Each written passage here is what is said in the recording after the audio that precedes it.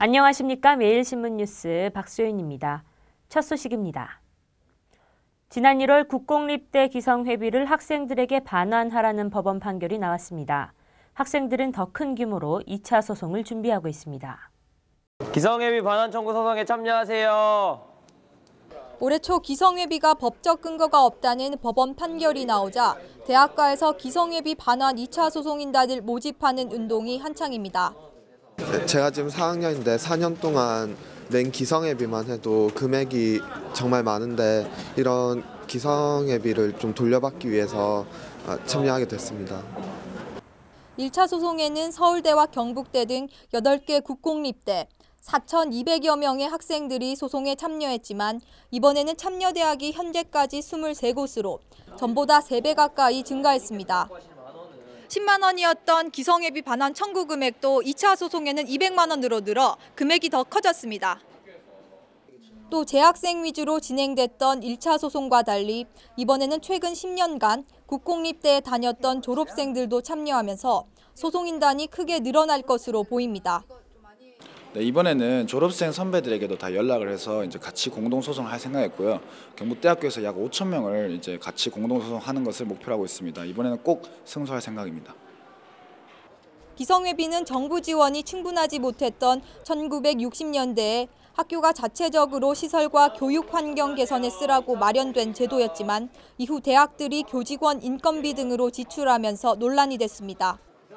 기성회비를 둘러싼 2차 소송이 본격적으로 시작되면서 새 학기에도 등록금 논쟁이 계속되고 있습니다. 대구시와 교육과학기술부, 대구시 교육청, 그리고 대구상공회의소가 학부모 교육을 위한 상호협력 협약을 체결했습니다. 대구시와 교육과학기술부, 대구시 교육청, 그리고 대구상공회의소가 학부모 교육을 위한 상호협력 협약을 체결했습니다. 이날 협약식에는 이주호 교과부 장관을 비롯해 김범일 대구시장, 우동기 대구시 교육감, 김동구 대구상공회의소 회장 등이 참석했습니다. 이번 협약은 각 기관들 직원들을 대상으로 학부모가 알아야 할 학교폭력 예방 등 소양교육 프로그램을 제공하고 학부모 교육 활성화를 위한 협력체제 구축을 위한 것입니다.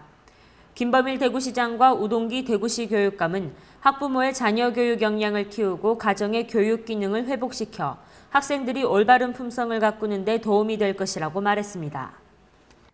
세계 물의 날을 맞아 대구 경북 지역 곳곳에서 물 부족 문제인식과 물 환경 보존을 위한 다양한 행사들이 열렸습니다.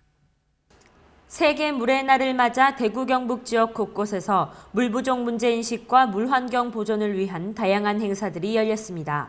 세계 물의 날은 1992년 유엔 총회에서 지정 선포된 이후 1995년부터 정부 차원의 기념 행사를 실시해오고 있으며 지역 곳곳에서도 매년 행사를 개최하고 있습니다. 포항시 북구 송라면 송라 9878부대는 20일 광천리 일대에서 세계 물의 날을 맞아 50여 명이 참석한 가운데 자연 정화 활동을 실시했으며 포항시 북구 장량동에서도 각 통장협의회 14개 단체의 200여 명의 회원이 참석한 가운데 자연 정화 활동을 벌였습니다. 경북 영주시도 도시를 위한 물을 주제로 한 제20회 세계 물의 날 기념 행사를 개최했으며 물의 날을 맞아 환경 관련 시설을 시민들에게 제공하고 환경 보전 캠페인을 진행하는 등 적극적인 물사랑 활동을 벌이고 있습니다. 특히 대구시는 22일 문화예술회관에서 세계 물의 날 기념식과 물 심포지엄을 가졌습니다. 이번 행사에서는 프랑스 마르세유에서 열린 제6차 세계 물 포럼의 열기에 이어 2015년 제7차 세계 물 포럼 성공 개최, 그리고 물산업 중심 도시로의 비상을 다짐했습니다. 기념식 후에는 사단법인 대구 경북 물포럼과 공동으로 물심포지엄을 열어 영남대 이순탁 교수가 제7차 세계물포럼 성공 개최를 위한 물의 도시 대구 위상제고 방안이라는 주제로 강연했습니다. 대구시는 세계 물의 날을 계기로 시민들이 물의 소중함을 깨달을 수 있도록 3월 한 달간 물사랑 참여 및 집중 홍보 기간으로 정해 다양한 물 관련 행사를 추진할 계획입니다. 러시아 입맛을 사로잡은 우리 농산물이 있습니다. 해외 수출에 나선 경북 안동 사과에 러시아 수출이 늘어나고 있습니다. 안동 사과가 해외 수출에 나선 가운데 러시아 수출이 잇따르고 있습니다. 지난 1월 4만 7천 달러를 처음 수출한 데 이어 러시아 지역에서 안동 사과의 품질이 입증되면서 지난 15일 15톤이 추가 선적됐습니다. 이는 수출 물류비 총액 한도 제한 등 수출 환경이 어려운 가운데서도 안동 사과 생산 농가들의 해외 시장 개척을 위한 노력이 결실로 나타난 것입니다. 안동시는 해외 시장의 사과 수출을 주도해오면서 고품질 안전농산물 생산과 새로운 품목 발굴의 의지를 다지고 있습니다. 또 국내 농산물 가격 안정과 함께 FTA에 대응하고 안동 농산물의 수출을 극대화하기 위해 해외 시장을 주도하는 바이어의 구매력 제고 방안을 적극 모색하고 고품질 안동 농산물의 산지 생산 역량을 극대화해 나갈 방침입니다. 대구 경북 섬유산업계가 1조 5천억 원 규모의 대형 프로젝트를 내놨습니다. 실현 가능성도 없는데 선거를 앞두고 업계의 이해관계를 관철하려는 것이 아니냐는 얘기가 나오고 있습니다. 대구 경북 지역 섬유산업이 밀라노 프로젝트 이후 새로운 메가 프로젝트를 수립했습니다. 침체기를 넘어서 다시 한번 도약하고 있는 섬유산업의 성장세를 이어나가고 앞으로 체결될 한중 FTA의 위기를 넘어서기 위한 전략이지만 시작부터 실현 가능성을 놓고 비판의 목소리가 높습니다. 대구 경북 섬유산업협회는 드림텍스밸리 조성 계획을 발표했습니다.